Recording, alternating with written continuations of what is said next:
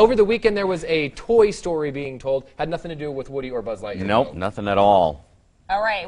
And I know little tiny blocks. Little tiny ones that my son happens to love. And I could have seen this movie going either way, so I'm really looking forward to your review. In a second. All right. Let's tell you about the box office first.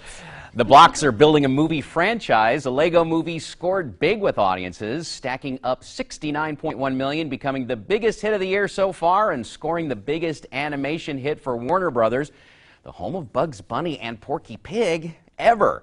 George Clooney and company made a splash with Monuments Men, which took in $22.7 million and a solid second place. Falling to third after a 3-week reign at #1 was Right Along. The week's other new release, Vampire Academy, was anemic with just $4.1 million for 7th place.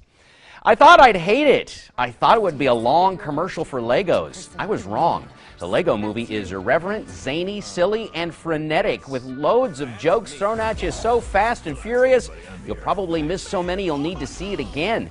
It's like getting into a precocious kid's mind while they're at playtime. It's a ton of fun. You'll love it. Your kids and grandkids will too.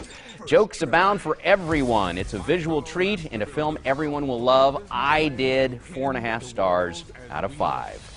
The Monuments Men features a great, likable cast. George Clooney wrote and directs. He's a much better actor than writer or director.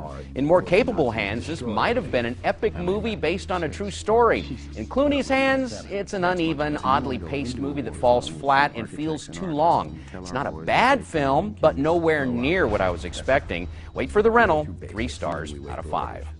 The Great Beauty, now at the flicks, is a strange, Fellini-esque, bizarro mind trip that hasn't really got much of a plot.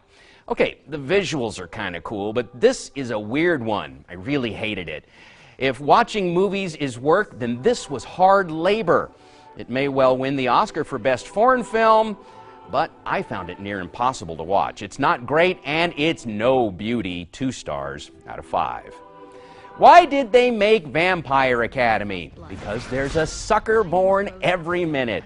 This film wants to be new blood in the vampire genre, but instead of biting wit, it comes up with a toothless script and bad Bela Lugosi impersonations.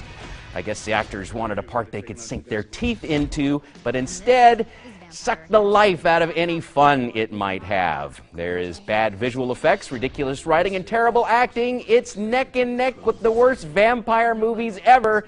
It's a few corpuscles short of an artery. I couldn't count the ways I hated it. It's a decaffeinated, anemic dirt nap that is bloody awful. Pain in the neck doesn't begin to describe how this movie drove me batty. Pound a steak in it. Vampire Academy sucks.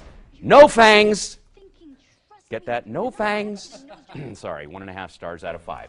For my reviews, a look at this week's DVD and Blu-ray releases and more, you can head over to my website, bobrichardsmoviereviews.com, or link to it at IdahoOnYourSide.com. You could have almost made a drinking game out of that Vampire Diary review. You were counting. I counted 15 vampire puns there you in go. there.